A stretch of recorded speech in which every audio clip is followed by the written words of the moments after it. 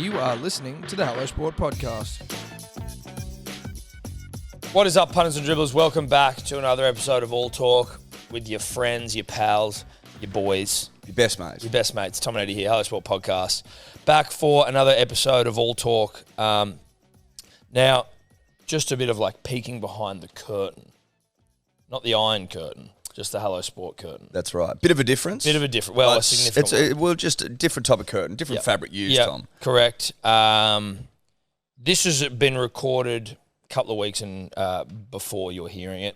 So there are obviously going to be some cricket machinations that will have taken place that we haven't asked about. So if you're like, hey, why didn't you ask about thing in the future I can't predict as I record this, now you know. Now you know. So now that you're aware of that fact, why don't you just sit back, relax, and enjoy what we do talk about? Yeah. Who are we talking to? We're talking to the great Ryan Harris, the Jaffa King, some people like to refer to him as. King of the Jaffas. King of the Jaffas, the man who bowled the ball of the century this side of the century. That's my belief, at least, anyway.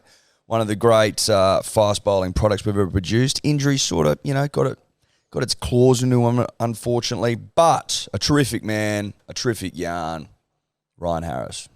Hey, how are you? How's things? Yeah, good, mate. Yeah, all good. Just hectic time coming into Big Bash. Yes.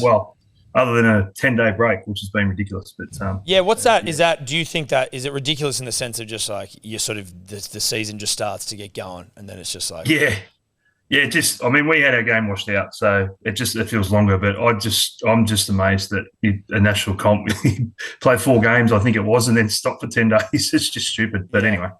And do you? So would you see it like they should just keep playing? I think they should just keep playing. Yeah, I think so. Yeah, people will choose what they want to watch. Yeah. It's just a unique thing. I think next year we go back to normal, but. It's been amazing. So anyway, it is what it is. Is that only happened this year?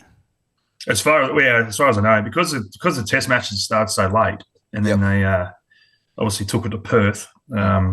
That's just hopefully it's a one-off because I know the players aren't fans of it. So I hope they don't do it again. I actually was thinking. I mean, I just assumed I didn't even remember I don't remember year to year or day to day generally, but I was like, I was sort of like, geez, I wouldn't mind just having some Big Bash on after the test. I just assumed that because the cricket's on, that's when they stop. But it does sort of, I didn't even think about it from the context of just literally pausing the competition for 10 days so we can watch a bit of test cricket. Yeah, we've not everyone's had a 10-day break. I think most have had 5 or 6, but it's still like it's... We were the unlucky ones, I guess, and then had that washout. That wasn't great either. So no. But so, how have you found coaching? Do you love it? Good. Yeah, love it. Yeah, it's been good. Obviously, it's my first senior sort of role down in Adelaide, but I've been coaching pathway stuff for about 6-7 years in Queensland, so it's been good. But yeah, coming down here is big move back. I obviously grew up here, but call Brisbane home, I guess. But it's been good. It's been good fun. It's challenging, but. Dealing with the players these days is a little bit different than the players I used to play with. You have to tickle their balls a bit more. So you have to do that. But anyway, that's just the way it is, isn't it? So you can't exactly tell them what you feel sometimes. Is there a sort of a day in coaching training where they tell you how to tickle balls? Is there a right way to do it?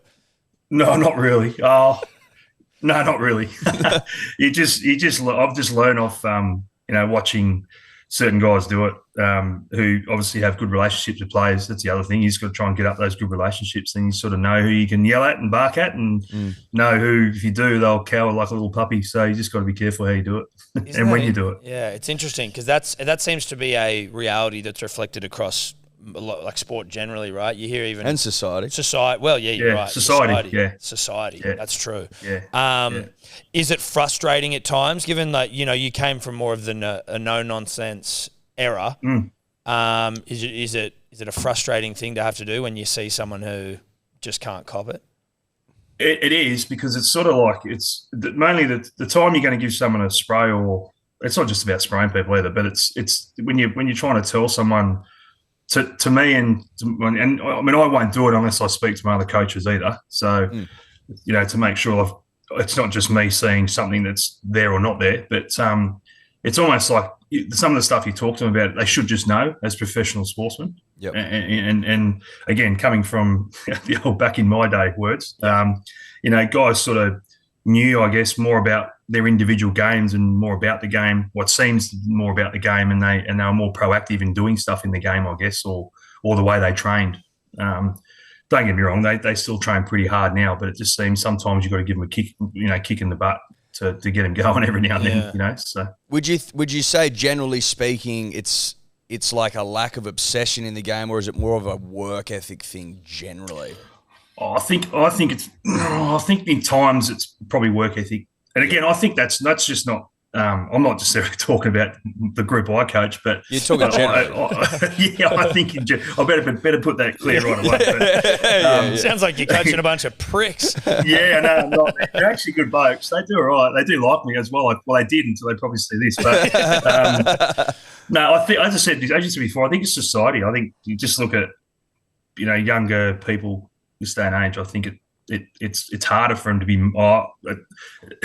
it's harder to be motivated and probably think for themselves. I guess that's the way I sort of see it. So, but again, that's only my opinion. And after this, I might not have a job. So, nothing wrong with a little bit of honesty. No, nothing wrong with a little bit of honesty. Well, that's right. Yeah, so that's right. Exactly right. So you said you grew up in Adelaide. You're from Sydney originally. Were you born? I was born in Sydney. Yeah, I was born in Sydney, but moved over to Adelaide when I was quite young, about three and a half. So where does your love of rugby league come from? I get asked this a lot, and I sit on the fence a lot, and I still deep down, rules are rules. I'm born in New South Wales, so I just copped so much in Queensland, living in Queensland for so long. Yeah, I bet. But no, New South Wales. I'm born there, and obviously people say, "Oh, you spend more time in Queensland. You're a Queenslander." I'm an adopted Queenslander, no doubt, but. I still follow. The Blues are always still the number one team that I follow. Absolutely. And is it like a family thing? Obviously, not spending much time in New South Wales, but were your folks rugby league fans? Yeah, my dad was, absolutely. My brother lives in Sydney now. He's lived in Sydney for 30 odd years. He moved back when he was quite young, so I've still got that link there as well. But Dad grew up. He grew up playing a bit of rugby union, but we always used to go out to the local footy in Sydney, and that short time I was there, even when we went back to visit family and friends and that, we'd always go and watch a game or two. So, and I'm a massive fan of it now. So, I've followed it ever since I was, old enough to understand it properly. So, I followed the mighty Rabbitohs. So, passionate Rabbitohs supporter. So, being in Brisbane is a lot easier to follow. When I left Adelaide, there wasn't a lot of rugby league around. Now it's everywhere. So, it's a lot easier to follow. We were, as we were, preparing, and I can guarantee you we do a lot of rigorous preparation before we talk to anyone, Ryan. But we were reminded of, I guess, you engaging directly in the rugby league world with rugby league media during the Ashes this year. Yes. When Buzz Rothfield, this sort of like the villain of rugby league journalism, so to speak, when he sort of was having a crack at, I think it was the dismissal, right? It was the stay in your crease situation with Bairstow. Yeah. And then you've happily, I'll quote here. So Buzz's, that's a shocking way to take a wicket. They should have called him back. And then you've come back and gone, you struggle with rugby league, best you leave cricket alone, go to bed. Yeah, far out. Jesus, didn't that go big? That was just a throwaway comment. Might have had a bottle of vino or two, maybe three. The best tweets usually come after a bottle of vino. Yeah, and in the middle of the night. Yeah. Yeah, they do. I don't know. I'm not a huge Twitter, and I've stopped using it because the only time I really tweet would be about umpiring or when I'm pissed. So I've given it away. I still look at it, and then that night I hadn't sent a tweet for I don't know how long. So I just saw that, and I'm not a massive fan of Buzz. Let's be honest, when he whinges and carries on, but no doubt that he's obviously a very well respected journalist, and I won't take that away from him. But I just at the moment it just felt right to write it. And geez, I woke up and my wife tapped me on the shoulder and said, "What did you do last night?" I said, "What are you talking about?" She goes, "You've been on Twitter again, haven't you? And you're fucking pissed." And I'm like, "No, I wasn't pissed, but why?" And I realised what I did and what I've written. and I just couldn't believe how much coverage he got, to be honest. So, but it was just throwaway comment, I guess. But he unfollowed me, or he blocked me, so I must have hit a nerve with him. It's funny how he does that. Not that I ever looked at his tweets. Yeah, no, I know. There's a few rugby league personalities out there that don't mind a block. Yeah, that's all I'll say. Well, they're more than happy to share their opinions. However, whether it be salacious, divisive, fucking life ruining, and then as soon as you come back with any sort of feedback, well, you must agree with them. Yeah, I know. To block is it's pretty piss weak. We've also, I won't name Danny Widler in by name, but he's blocked us as well. So no, we won't be naming Danny. If you cop an abuse, if they're copping abuse, fair enough. But that's a bit of banter. I mean, that's not if that's abuse, then he's got a very he's not a strong man. So, but no, it wasn't by any means a jab. It was just more of a mate. It was shut up and just go to bed. Yeah. Well, it wasn't not a jab. It was a little jab, but and it was a good one. Also, Buzz, get around the nation, mate. Yeah. I mean, let's support the boys a little bit, don't you think? Yeah. I think that should be going without saying in the Ashes. That might have been part of it as well. Just, what happened, and there's an easy way to not to happen, and that's for a batsman to stay in your crease. Exactly right. Then that doesn't happen. So, and that's another topic. But it was just, I think, going back and thinking about that, it was just at the time I just thought, no, I felt that was right. So anyway, I did it. Were you ever looking for like little opportunities to exploit the opposition like they did over there in England? Like they obviously noticed something with Bairstow continually leaving the crease early. Like, would you and the boys look for similar things when you were over in England or your time? In Ashes contests? Yeah. I mean, that's the whole part of the game, the mental game and trying to outsmart your opposition. And I wouldn't say, and this is the way I would the take I have on it, and obviously I wasn't over there, but you don't necessarily look for that to do that all the time. That's just not. But the way that he was, and I actually noticed it 2 or 3 balls before it happened, he was taking the piss. He's walking out his crease and being a little bit, I wouldn't say, maybe arrogant's the right word, but, just walk. Because, if you don't see it a lot, obviously, but so Paddy Cummins supposedly, I think he came out publicly and said, I noticed he was leaving his crease early and he wasn't, and the fact that Alex Carey got the ball, threw it straight away, if he had waited a second and then thrown it, and then you say, nah, come on, that's not right. But the fact he did it all in one motion, it's no different to if he's up to the stumps to a spinner and the batter leaves it and just walks out the crease, he's going to take the bails off. So, You, and that's the thing. So Paddy's obviously seen that, and maybe a couple of other boys had seen that and said, "No, hang on, he's going way too early here." You could say he's not trying to steal a run, but I guarantee if he was in his crease, he had got back and the ball hit the stumps, and it ricocheted off into probably the onside where there's no fielders, they would have run. So, exactly. Yeah. There's no doubt. Yeah. So because that's what you do, because you're trying to be a smart ass, you stop them from being a smart ass, and then you be a smart ass and run. So, but you're always looking for ways to outsmart your opposition, no doubt. That's how you potentially that can be a game changer, and whether that was or not. But you're always looking for those little. Obviously, it's got to be within the rules and the spirit of the game, no doubt. But the uproar that came from bloody hell from England after that, especially when that video surfaced of Johnny Bairstow doing it exactly the way I just said it. Yeah, exactly the way, holding, wait for him to walk out and take his bail off. That's just ridiculous. So a little bit of hypocrisy coming in there, especially from old Piers Morgan, who still goes on about it now. He needs to get another better life. Yeah, he did. Did that response surprise you? Because it was pretty over the top. Yeah, it absolutely did. And then on top of that, the scenes, the boys walking back through the Lord's Pavilion. Yes, that probably was the more surprising thing. Having been there and walked through that room, it's such a privilege to be in that room, and you do the tours and you get the bit of the history of Lords when you're there, and to be in that, it's quite an expensive thing to be a member of that group, of that MCC group, but to be in that long room is a huge privilege. So to see those scenes and the abuse that the players got was just unbelievable. That to me, I just couldn't imagine that.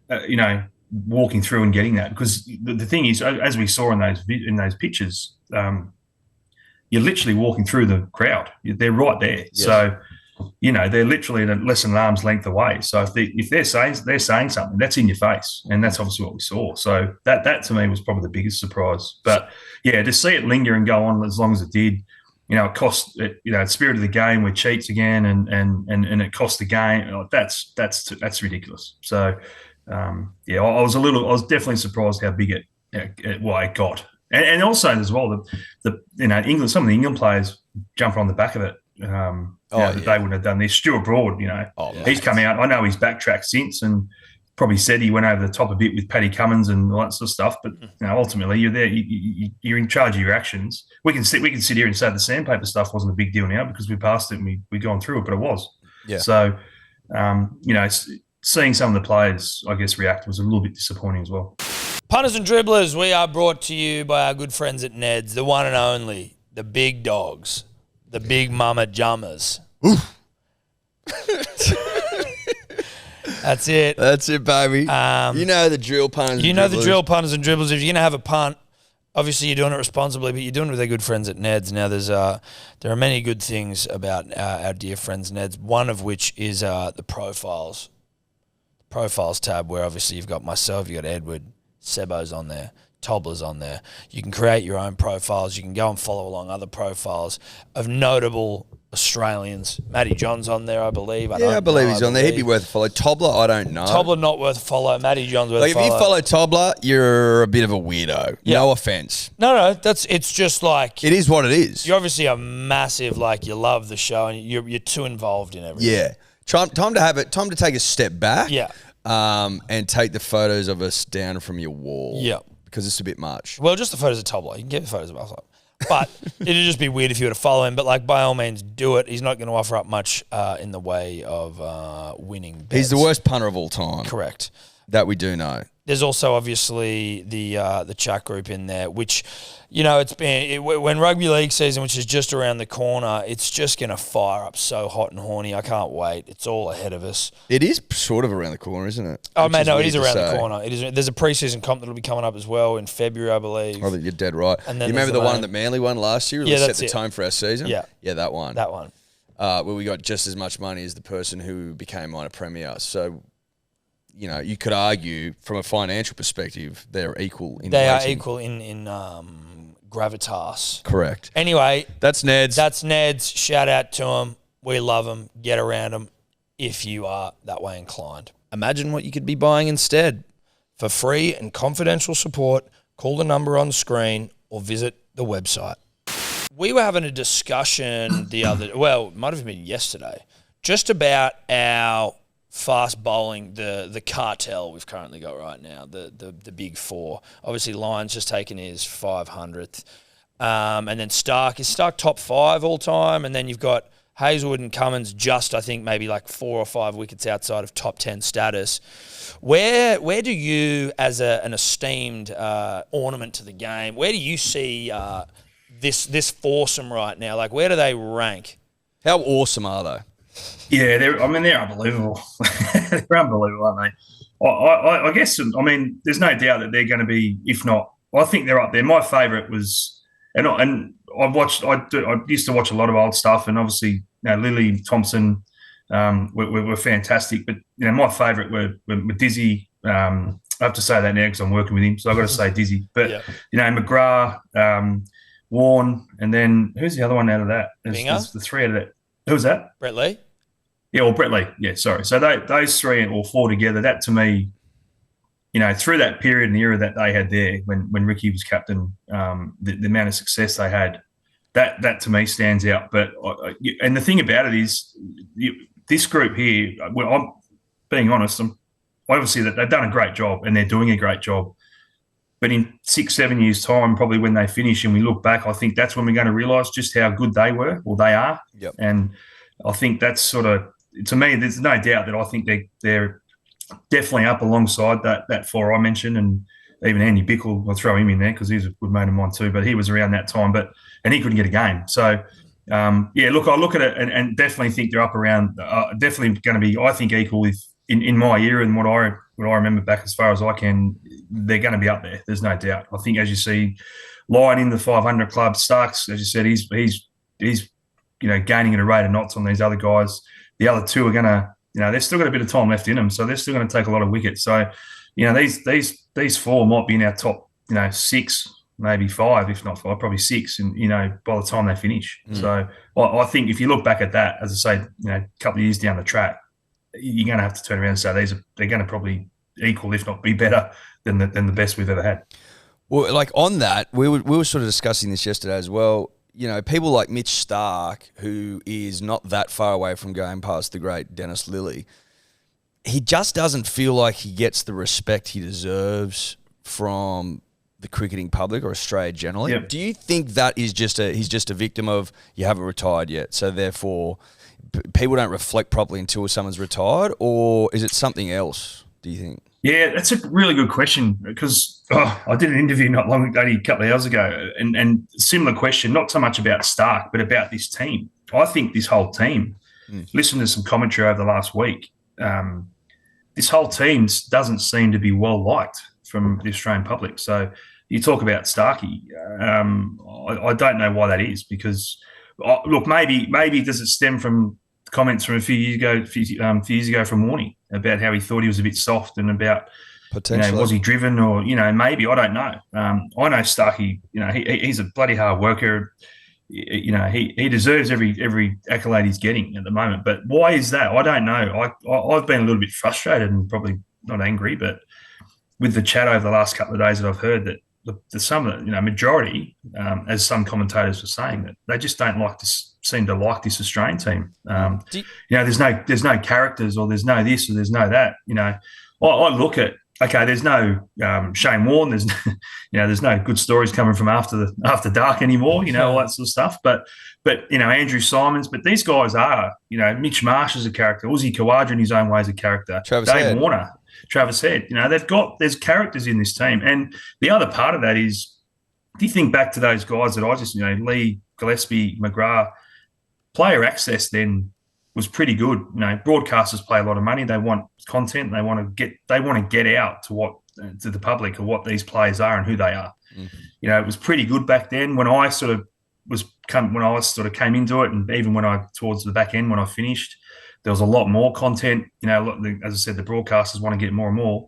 I see it now, and what the players do for broadcasters now and social media. Well, some their own, but they do so much more stuff to try and get that out there, to try and get themselves out there, or Cricket Australia are trying to get them out there. So I just find it hard to, sit here and think that how people can't like these guys. Well, the main thing about this as well is they're winning and people are having these thoughts. And that worries me a bit because if they're losing, this they'd be the most hated team in the world. Yeah, it's funny though, right? Like I sort of wonder whether the perception that they're disliked is almost driven by, there's been a bit of like generational friction between not so much your era, but like your punter, your Ricky, Langer, Hayden, like that era, and now there's that friction there. But like whether that's more driving that conversation around them, I can only speak for myself here, but like I love them. They're like, especially like. I feel like in Australia, like if you're winning, I don't really give a fuck what you're doing. That was sort of the way it was with like Warnie and shit. It was like, oh, Shane's up to no good. It's like, but he's just taken 7 for us, so play on. Yeah, let him do what he wants. Exactly right. And then that's the funny thing. I mean, we've had some big dramas. That, as I said, the South Africa stuff wasn't great but they've worked really hard to get back to. Because ultimately, when you're in that team, you're out there to put on a show for the fans, for the public. Obviously, that's what you're trying to do, and you're trying to win for Australia. Because as we say, we don't like losing, and we hate losing.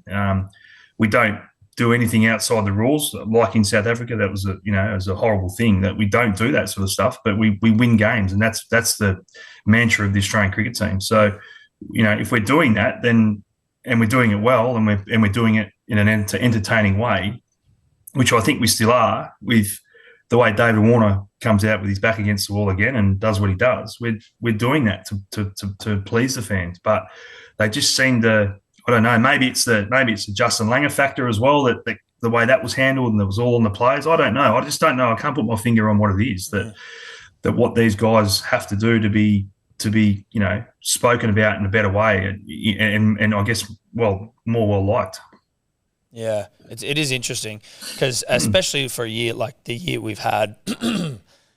One day World Cup, Test Championship, like Ashes retention. I don't know what else we need specifically, but I mean there it is. Well, I've got to ask, how do you think your old mate Mitch Johnson was feeling when Warner got 164? Yeah, he was. I've been in touch with him quite a bit, actually. I'll put that out there. But no, he was pleased. He's obviously pleased. He wants the team to do well. So, but does he want Warner to do well? Yeah, he said he was happy for him. But Okay. Look, I think there's that. There's that whole thing. I think he had some really good points in that sort of article he did. He probably got personal, and there's a reason behind that, which I obviously won't go into. But there's history there, and there's some things going on behind the scenes. So, but he, talking to him, he stands by his comments. Maybe he might have done it and said it differently, with reference to the sandpaper stuff and maybe the personal stuff. But that's Mitch. He wears his heart in his sleeve, and he at the time, when he does something like that, it's not spur of the moment. He thinks a lot about what he does. So he's thought a lot about that, and he felt as though he needed to get it out. And again, a lot of the points are valid. As I said, I speak to him quite a bit. I've told him I didn't necessarily agree with some of the stuff that was in it, and that's okay. But instead, that's entirely his opinion on what he feels and what he sees. So, and that's what his job is to do, I guess, in that column that he does over in the West. So, but I can go. A lot of people have sort of made comment about that exact thing. Like he still wants this team to be good to win. There's no doubt about that. But I guess the details of it, no one will know it, probably ever know except him and David. So ultimately, I've said to him, I'd love for you to one day to go and sit with, seek him out and go and sit with him and just talk it over, whatever the beef is. So, and I think Justin Langer made that point as well in an article that he wrote. So, ultimately, when we play together, we're so close. Not everyone's close outside of the boundary, and everyone hangs out a lot, but. I mean, that group, when David was there, Mitch was there, and the group I played with, we were very close. We had some great success. We had some couple of bad losses as well. But, we had such a great group of players and staff that, that looking back on it, that time of life was so special. So, even hearing all that and seeing, and that it's not ideal. I don't like conflict, and I don't like, seeing guys that had such a great time, I guess, have a beef with each other. So let's hope down the track that they can, sort it out one day. It'd be nice. You say, so you talk to Mitch a bit, and I'm just wondering as a friend, and maybe not, but I'm interested as a friend, whether you've had a quiet word to him about his new hairstyle. I was over there 2 weeks ago, and I was literally catching up for him for dinner one night, and I haven't told him this, so he's probably going to.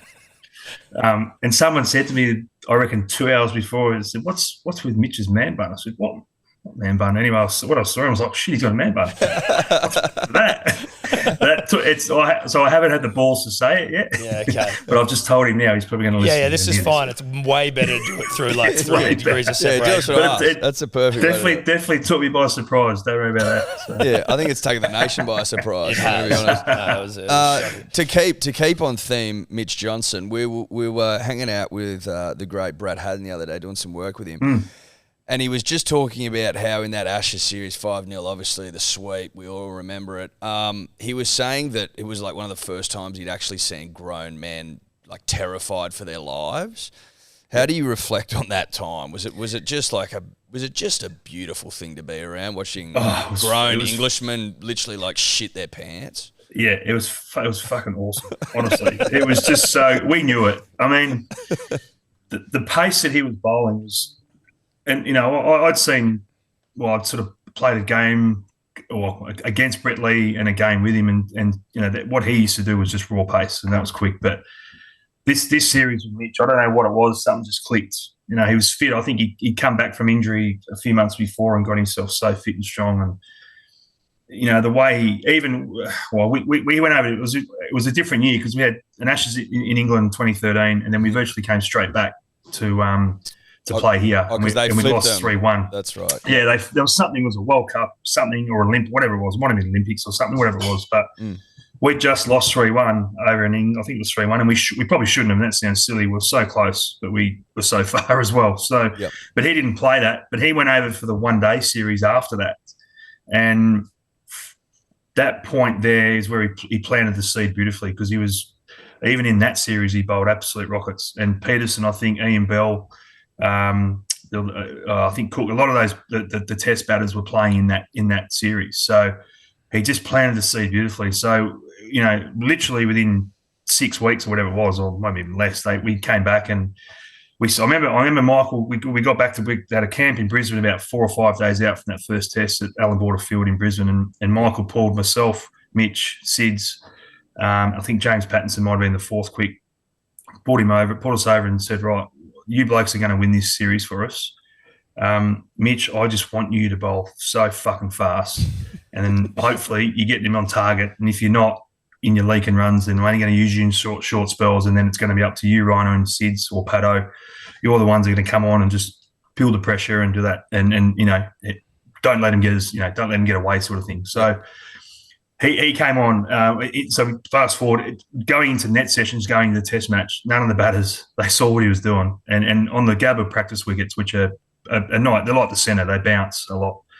No one was getting in behind him and facing him. He was rapid in that. So we just look, even Sids and I bowling the net, bowling with him, we're like, fuck, he's on here. He's on. That's quick. Then going into that test, the way Trott played, the way Peterson played, he just had this unbelievable raw pace. And then getting on through the series, you could just see it. They were dropping like flies. Unfortunately, Trotty went home with mental health stuff, which is not nice to see, but there would have been a little bit of fear. Had to be a little bit of fear in that as well. There's no doubt. Yeah.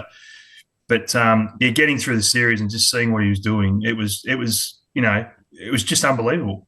And then going on from that, a few years down the track, I did a couple of things with Ian Bell, actually, who did like something around the Ashes series. And in the time that they were setting up, I was sort of talking to him a bit. I said, mate, what? And there was a little bit of talk from players that had been through that series in books or whatever that it was quick. And I sort of said to Bell, I said, mate, was it that quick? He goes, mate, like you just said, Dan, our boys were absolutely shitting themselves. I've never seen a group of batters, professional cricketers, be so scared and fear for getting hurt. But yeah, it was from this, being on, I was sort of mid off a lot of the time, and it was just unbelievable. And no better team to do it to than England. Absolutely.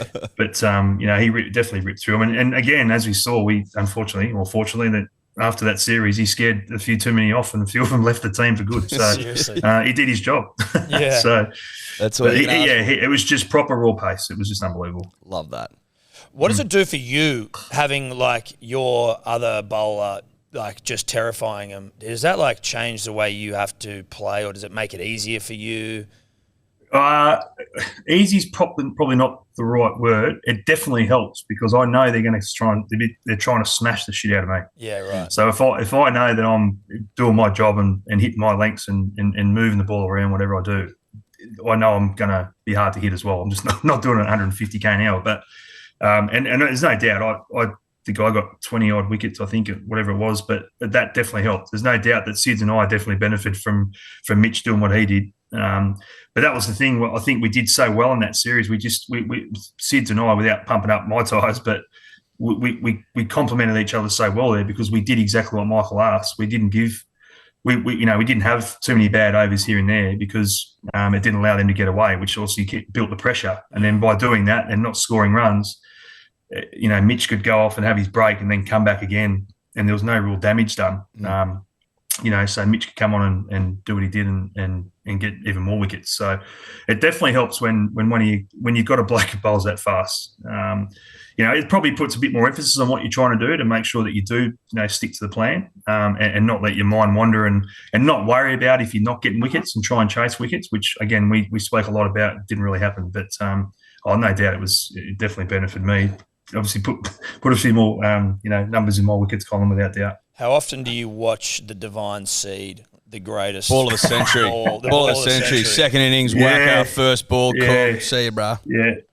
Every year it comes up on my birthday, and I thank people every year that comes up because it is nice to watch every now and then. But I must admit, I don't watch it. I don't bring it up very often. Every now and then, my little boy who's 8, he's just starting to get into cricket. He's starting to watch a few more highlights of me, and that comes up. But it's look, it's one of those things. I guess it's that period around. I mean, that ball it was the second innings, as you said, of the third test. We're 2-0 up.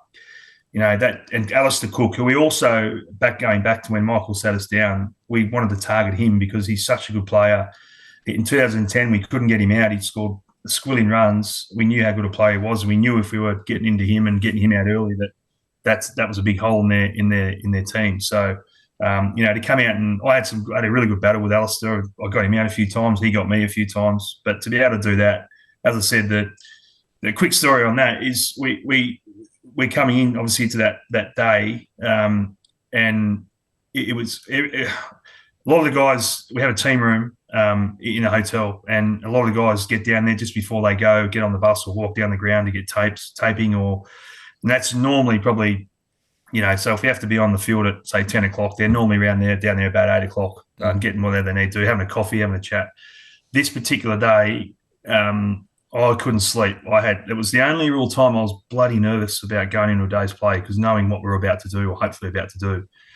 And I reckon I had about an hour and a half sleep. And then I got up, it was about probably 5 o'clock, 5:30, and I thought, I'm just got to get out of my room. I'm up, I'm ready to go. I walked down to the team room. There was about 8 blokes down there.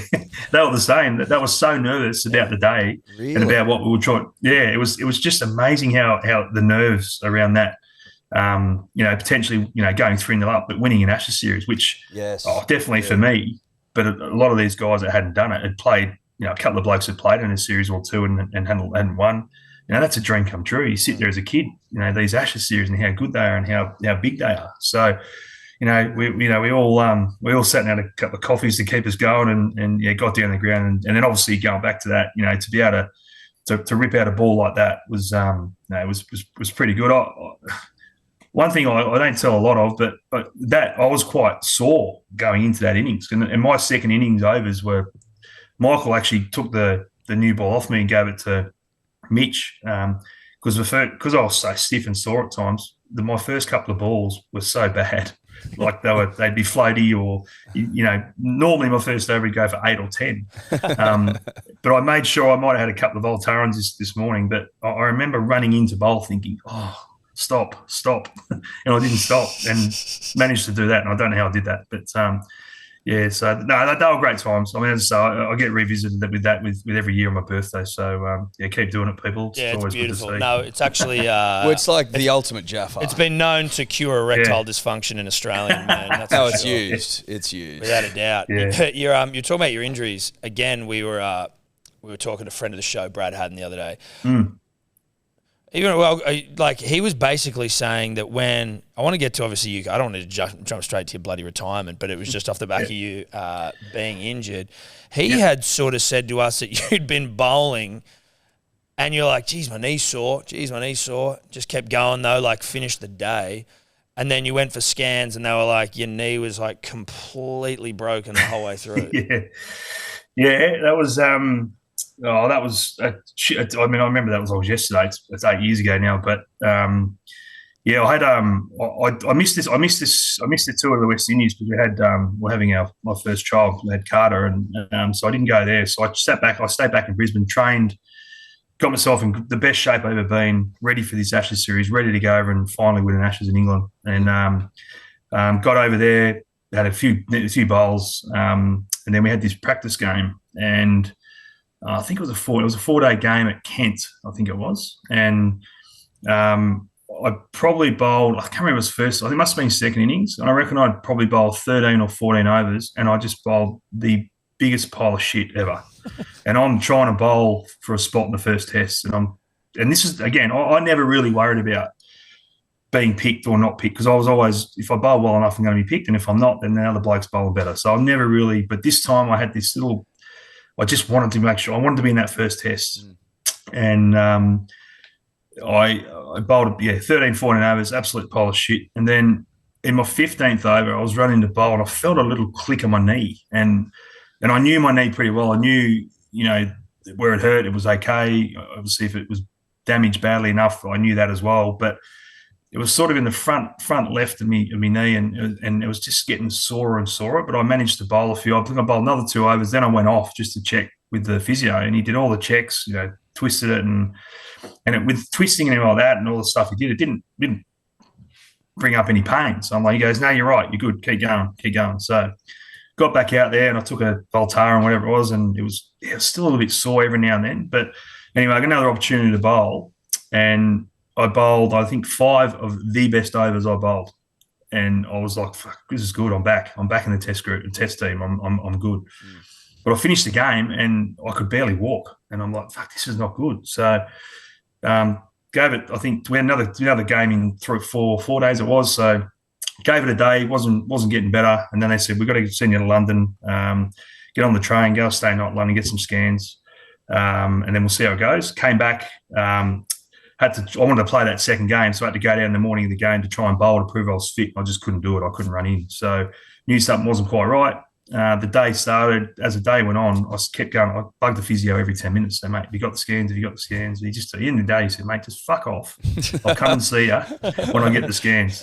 Don't worry about it. Anyway, 2 hours later, he came and grabbed me, showed me the x-ray, and I just cracked the top of my tibia. I'd sort of cracked not down the middle of it, but just had this big crack in it. So basically what had happened with no cartilage, my knee was just pounding and forming like a little hole, like almost like a brittle bone was real brittle and a little hole. And then from that, it's just cracked from there. Right. So, so I basically bowled 5 or 6 overs with the broken leg, but they were rippers. And they were the last overs I bowled, I think. So, that was like they just sort of said, hey, they were like, this is not something you could recover from or come back from? That's it. Thing, or? No, it was basically the damage had been done to my knee. So I had a great surgeon in Melbourne who had done everything possible. He'd taken stuff out of my knee. He'd put stuff in it. He cleaned it out when he needed to. So he was great. He was all about getting me back on the park because he knew I was coming to probably an end. He probably thought, to be honest, he said, he didn't say this until I was in Melbourne after I was getting it fixed from that episode, that he expected that what happened to happen probably 2 or 3 years before. So he said, you've done really well getting through to this. But when the physio had sent through the scans to him, he looked at them. I got on the phone to him. I said, David, what do you think, mate? He said, mate, I reckon you've had a good run. This is it. This is the time. This is, I can fix it. He said he's going to fix it. I'll fix it for you. But what you've done basically because of the hole and because of the brittleness and no cartilage, you're just going to keep cracking it and going through it. So I got back to Melbourne. Eventually, had to take some bone out of my hip, compact it into the bone, and fix it up. So that was it. That was my last overs. So was that not? Yeah. Was that hard to come to terms with? Obviously, you were saying you wanted to go to England, you wanted to win over there. You'd found a little bit of form in those 5 overs. Was it hard news to get? Obviously, it was. But was there part of you that deep down knew that maybe your body just wasn't quite right? Yeah, that was it. Deep down, I was waiting for this to happen. Yep.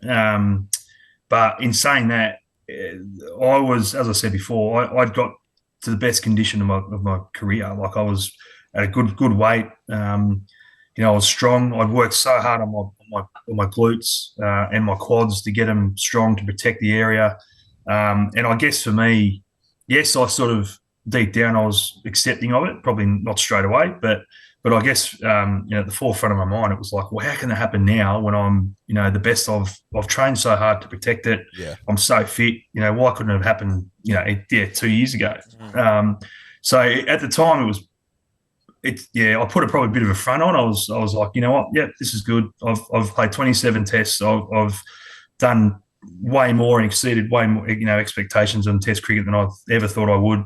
But in saying that, in the back of my mind, I was like, 27 is good. What about 20 more would have been just amazing. So it took me a while to process it, but I was sort of putting on a bit of a front, I guess. And the moment I don't know if Had said it, but Chris Rogers tells a story. He still tells me I'm not retired because I tried to give the speech to the players, and I just lost it. I couldn't get my words out. I was like a bubbling baby. So, because I just loved that team. I loved being in that team around that time, and it was just a great time of my life and our lives. So. That was a mess, but that was it. So I managed to stay on for the first 2 tests, I think, just to be with the boys. But then, left there, and again, leaving there was knowing I wasn't going to come back. That was bloody hard. I bet. You were. I mean, late bloomer, not the right word necessarily, but you debuted after you were 30. Is that correct? Yeah. Late bloomer is probably the right word. What do you put that down to, right? Because it's funny. I mean, and I'm now. I mean, you give hope to anyone over 30, not necessarily to someone like myself who's 34, but. Well, there is hope. There is still never say never. No, you never say never. But you're obviously not the system. You know what I mean? No, that's who you are. True. But I can't play very well. But like, and you saw someone like Mike Hussey who debuted at 30 or later, but then went on to like have a great career. What did you put it down to? What clicked for you? What changed that meant that you sort of People will probably listen to this and probably sick of this story, but I was a bit of a loose cannon as a young bloke. I didn't mind going out and having a beer and. Chasing the skirt, I guess, is probably the best way to put it. So I didn't really look after myself, probably in my early 20s, or late teens, early 20s. And I was contracted for South Australia from about 19, maybe 20. I was there for about 7 years, and I didn't play many games at all. It was only in the last 2.5 years that I started playing a few games before I sort of left, but. So I wasn't looking after myself. I at one stage lost my contract. I think about 3 years before I left. But then, thankfully for me, unfortunately, someone didn't take a contract, didn't agree to one, so I got that one back. So I sort of saw that as a second chance that I needed, and I didn't have much else. I finished school, but wasn't going to uni. I was working, I think, for a mate delivering gas around that time, so I wasn't, doing a huge career things. But so I guess I saw that as a second chance to right. I want to be a professional cricketer. The coach at the time, Wayne Phillips, who we had a bit of a love-hate relationship at that time. We've been great mates ever since. But he sat me down and said, "Mate, you're so lucky you got this second chance. Not many people get it, and you need to. This is it. It's only 1 year, so you've only got 1 year to impress. Get yourself sorted out and get yourself training." And I did. I got myself training, got myself fit, and then it sort of went up from there. And then I probably had 2.5. I injured a knee again, actually, in my left knee at the start of one of the seasons. So I had 2.5 really good years of South Australia, and then some contractual things didn't quite work, and that's why I went to Brisbane. But I just started bowling well. So. I wish I had worked it out earlier. Whether I would have played for Australia, probably not, because I think Lee and all those guys were still around. But and the other part of moving to Queensland as well is I wanted my dream at that point in time was to win a Sheffield Shield. It was not necessarily huge plans to play for Australia, although when I left Adelaide, it was sort of being spoken about. I was around the mark, but I just wanted to. For me, a dream sitting watching the Sheffield Shield on TV, watching as a young kid South Australia win it, which was the last time they won it in 96. I wanted to be, I wanted to do that. I wanted to win a Sheffield Shield. So moving to Brisbane was probably more that motivation than, I'm going there to play for Australia, because I think I would have played for Australia if I stayed here. But it all happened late, and that's the thing. So I wish I had worked it out earlier, but I still managed to play 27 tests, 19 one days, a couple of T20s. I'm pretty proud to sit here and say I've done that. So, and you got a baggy green, which that's right. Ages. Sorry, ask that question. I was going to say, do you put it on every now and then, just walk around the house? Nah, I don't put it on. No. I have it sitting in my wardrobe, and I must admit I have it in view of every day when I get ready for work or whatever I do. I still look at it. I've mates come over and family come over sometimes that they want to see it. Never put it on. They're allowed to put it on, but they want to touch it and see it. But it's still in view. Don't worry about that. So. Good. Yeah, love that. No, you got to have it in view, baby. Well, to be honest, right. I'd be flexing around the house. I'm shocked you don't. You'd be wearing it on the job. Well, you walk around. I'll try it. How old were you when you lost that South Australia contract? I would have been probably about 23, I think, roughly. Okay, right. What was that like? Like, Oh, it was what was that? obviously- What was that like meeting? I guess you have where they're like, "Did you think dream over? I'm fucked." Yeah, basically, yeah. And then all of a sudden, I think straight back to fuck. Why didn't I train harder? Yeah, yeah. You know, why didn't I? Why didn't I say no to a couple of mates on a Friday or Saturday night? You know, just straight away, it's like fuck, you're an idiot. And in those situations, I mean, I've witnessed it over the last couple of years. When you lose a contract or lose something like that, you always blame someone. It's the coaching staff, or it's this or it's that. Where I was straight away, I knew, I was like, you're an idiot. You had this opportunity and you've absolutely fucked it up. And then, but in the space of 3 days, I got it back. So you didn't have too much time to wallow. I didn't have too much time to worry about it. But straight away, it was fuck. This is it. I can't. Well, first I couldn't believe I got it back, but this is it. And to be honest, it was exactly that. And for all of a sudden, I probably showed a bit of maturity, which I hadn't shown, and realised what was given back to me. And away we went. So I mean, I vaguely remember it. It was just that conversation where you called in. It's that time of year, and this time where this, unfortunately, we're not going to offer you a contract this year, and you can go back to club cricket and try and earn one back and dominate. And I was like, fuck, that's all right. Club cricket doesn't pay anything. What am I going to do? For a living. So it was a nice period. But again, as I said, in the space of a few days, I thankfully got it back, and away we went from there. You were saying how you weren't expecting to play for Australia. At a certain point, you were like, because of the bowlers that were in the team. Obviously, one of the things that you want in your national side is like settled. Everyone's there. There's not really much like who's going to be in, who's going to be out, which is, I guess, largely where we're at now. Specifically with our bowling cartel. Yep. Is that like, if you're a young bowler in Australia now, like your Lance Morris or someone who they sort of speak about, outside of the resting policy, there's sort of like you got no shot of getting in the side. What's that like? Is that disheartening? Is it hard to stay motivated in a situation like that? I don't think, for me, it wasn't like that, because I saw the guys that, around the time that I could have played early 20s or mid 20s, early 20s, as I said, was McGrath, Gillespie, Lee, Bickle, Kasperwitz, a decent lot. So I never really worried about who I was going to replace me like that. It was just more about trying to play consistent cricket. Yep. And then even when I got to the point, Siddle was in there, Johnson was in there, Pattinson was in there, Stark was sort of coming through. Ben Hilfenhaus was there, Doug Bollinger was there. They had a pretty good established lineup as it was. So for me, it was never that. As I said before, I never really thought too much ahead about who am I going to replace, or I've got to be in that team, or I should be in that team. It's more about if I'm just taking wickets and I'm doing the right thing, then I'm going to get picked. That was sort of what it was. So, and then I managed to get in, and at that point in time, it was we probably had that rotation stuff. We had enough. I was one of those guys that you could probably rest Hilfenhaus and I'd come in, or you'd rest Bollinger and Mitch or you might rest Mitch and Bollinger would come in, and whatever it was. So it was never really an issue around that for me. But I mean, that was the rotation thing. That's where it's all come from that, rest rotation. And sometimes it was taken out of our hands. I remember playing a test match in the West Indies after we had a tough first test, and it was a 3-day break. And, it took a lot out of us, but I got told I was resting because my numbers and GPS numbers or whatever it was were quite high. I'm resting in the second test. And I said, no, I'm not resting, because ultimately the old story goes, if you rest and give your spot up and someone goes well, then you're not going to get it back. So that was always my mentality. And if I was fit and I knew I could put 100% in for the team, that I need to, and I'm bowling well enough, and I need to play. So the situation as is now, it's a hard thing for someone like Lance, for someone like Scott Boland.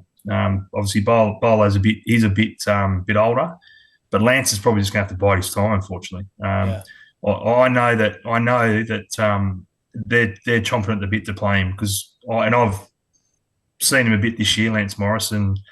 He's just such a good bowler. He's 26. He's got the beautiful action. He bowls absolute good pace. So the temptation's obviously going to be there, but you like with what the guys are doing now, you can't unless there's a real issue of, they need to rest someone, which I don't think that's going to happen when it comes to this group.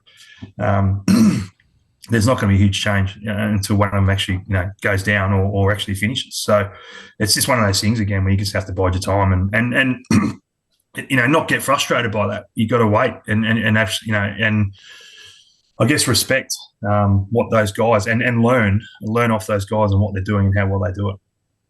Is there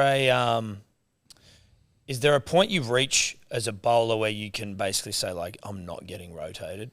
Like with these four guys or three, would they be able to? Are they sort of at a point now where they're like, nah? I mean, I guess like even last summer they got rotated, didn't they, for bowling?